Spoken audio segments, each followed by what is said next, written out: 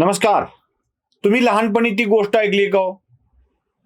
कावळ्याचं घर होतं शेणाचं, चिमणीचं घर होतं मेणाचं. एकदा काय झालं, मोठा पाऊस आला आणि पावसात कावळ्याचं घर वाहून गेलं. मग कावळा भिजायला लागला आणि चिमणीच्या घरी गेला. दारावर टकटक वाजवली.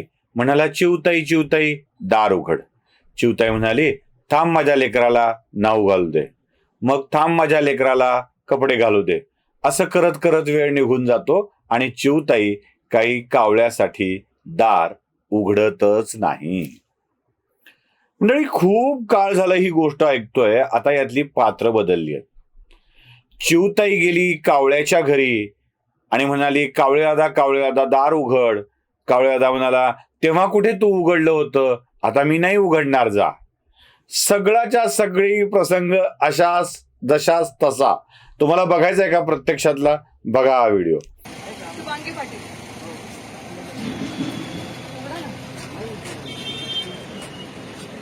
नाही, साहेबांना फोन केला होता. मला मध्येच येऊ दे. मला मध्ये मी तुम्हाला काहीच नाही.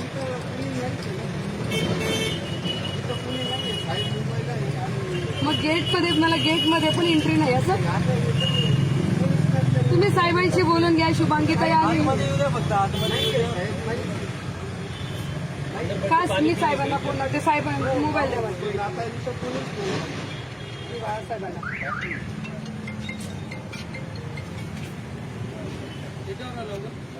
हा लाव साहेबांना. घरी आलेलेच म्हणा साहेब.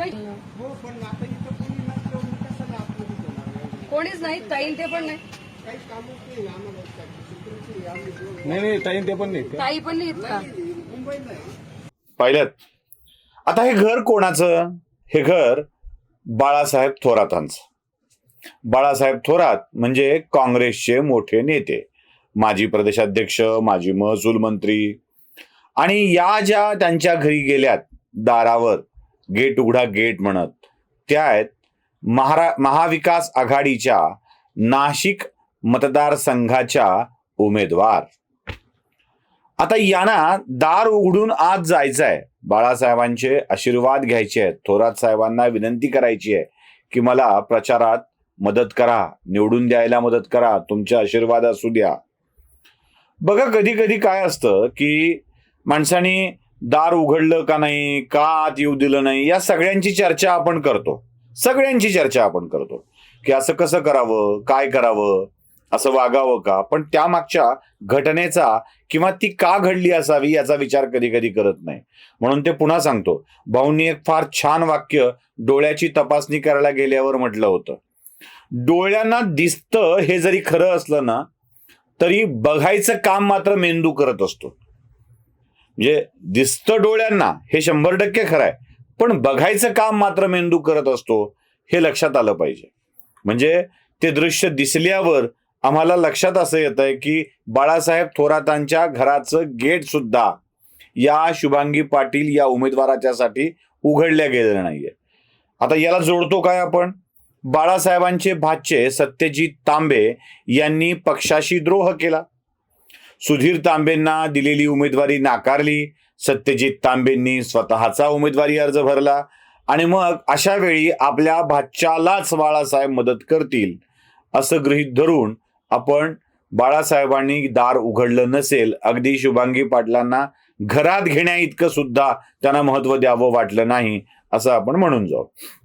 खरंय, अगदी खरंय की बाळासाहेब थोरातांचा भाच्याच उभा असताना परत ते शुभांगी पाटलांना मदत कशी करू शकतील, असा प्रश्न आपल्या सगळ्यांच्या मनामध्ये येतो आणि पडतो. खास करून शुभांगी पाटील या शिवसेनेच्या उमेदवार म्हणून रिंगणात उतरलेले आहेत. शिवसेना पुरस्कृत म्हणून, काँग्रेस पुरस्कृत म्हणून नाही. म्हणजे बाळासाहेबांच्या पक्षाच्या पण नाही आहेत, बाळासाहेबांच्या भाच्याच्या विरोधात आहेत. आणि बाळासाहेब बघा कशी विरोधी भूमिका घेत आहेत, हे दृश्य दाखवण्यासाठी हे सगळं घडवलं जात आहे का? माझा पहिला प्रश्न असा आहे, ही साधारणतः सहजपणे घडलेली घटना नाही. बघा, नीट बघा, तुमच्या लक्षात येईल.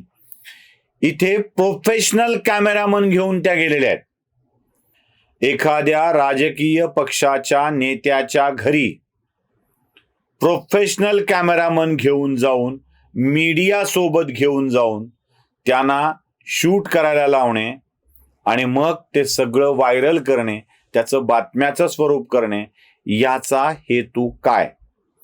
बर, शुभांगी पाटलांना हे देखील लक्षात यायला हवं की बाळासाहेब थोरात नगर जिल्ह्यातले काँग्रेसचे एक मोठे नेते आहेत आणि त्यांच्या सोबत असं काही घडल्यावरती काँग्रेसच्या त्या गटाचा समर्थन त्यांना मिळणार आहे का, किंवा अधिकाधिक बदनामीच यात होणार तर नाही ना?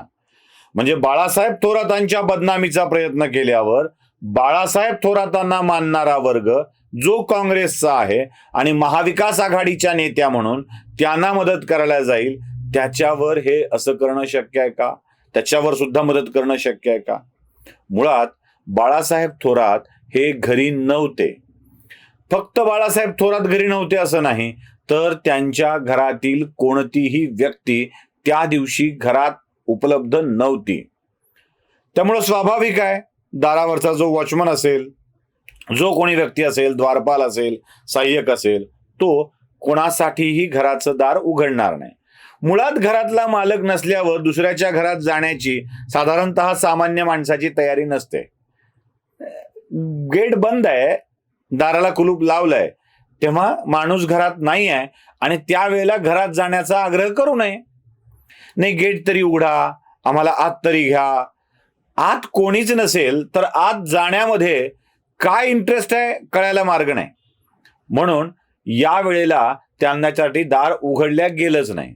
बाळासाहेब थोरातांचं बाहेर असणं हे काही, बाळासाहेब थोरात म्हणजे आमच्यासारखे कोणीतरी सामान्य माणूस आहेत, लोकांना माहीतच नाही ते घरी आहेत की नाही, पहिल्यांदा घरच कुठे आहे माहीत नाही आमचं, मग ते घरी आहे की नाही माहीत नाही, असं नाही आहे. बाळासाहेब थोरात मंत्री होते, आमदार आहेत आणि मोठमोठ्या पदावर बाळासाहेबांनी काम केलेलं आहे.